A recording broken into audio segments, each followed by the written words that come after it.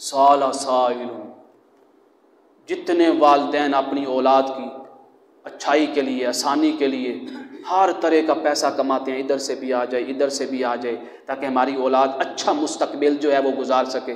اچھا مستقبل، ہمیشہ کا مستقبل کون سا ہے؟ آخرت کا۔ سنیے، یہی ماں باپ اپنی اولاد کو کہاں لے کے جائیں گے؟ سنیے، فرمایا سأل سائل بعذاب واقع، یہ پوچھتے ہیں کہ عذاب کب آئے گا؟ فرمایا عذاب تو آئے گا، اللہ کی طرف سے آئے گا، اور ایک دن جو ہے 50,000 سال کے برابر ہوگا۔ اب سنیے گا، منظر سنیے گا، یہ جو اولاد کے لیے حرام کماتے ہیں لوگ، اللہ تعالیٰ ہم سب کو محفوظ رکھے۔ فرمایا یبصرون، یہ سارے ایک دوسرے کے سامنے کھڑے ہوں گے، پوری فیملی والے، اس کے بچے بھی، بچیاں بھی، بیویاں، سارے سامنے کھڑے ہوں گے۔ یود المجرم، مجرم شخص خواہش کرے گا، لو یفتدی من عذاب یومئذ ببنی، کاش آج ہم سے اللہ کوئی فدیہ لے لے، معاوضہ لے لے۔ جب فدیہ نہیں لیا جائے گا، معاوضہ نہیں لیا جائے گا، پتہ کیا کہیں گے؟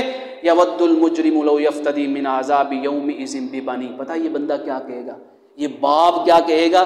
کہے گا اللہ اگر پیسے نہیں لیتا ہے نا، معاوضہ نہیں لیتا ہے، تو میرے ان بیٹوں کو میری جگہ دوزخ کی آگ میں ڈال دے۔ جب ادھر سے بھی انکار ہو جائے گا، پتہ کیا کہے گا؟ وصاحبتی، میری بیوی کو میری جگہ ڈال دے۔ جب ادھر سے بھی انکار ہو جائے گا، کہے گا واخی، میرے بھائیوں کو میری جگہ ڈال دے۔ جب ادھر سے بھی انکار ہو جائے گا، کہے گا وفصیلتی التی تؤوی، جن کے ساتھ میں اٹھا بیٹھا کرتا تھا، جو میرے دوست ہیں، میرے دوستوں کو میری جگہ دوزخ کی آگ میں ڈال دے۔ ومن فی الارض جمیعا، کہے گا مولا ساری دنیا کو دوزخ کی آگ میں ڈال دے، آج مجھے بچا لے۔ آواز آئے گی کلا، ہرگز نہیں، آج کسی کو کسی کی جگہ دوزخ میں نہیں ڈالا جائے گا۔ دوزخ میں جائے گا تو جائے گا، فرمایا انہا لظا، اور دوزخ کی آگ وہ ہے نزاعۃ للشوا، جو جسم کے گوشت کو پگھلا دے گی۔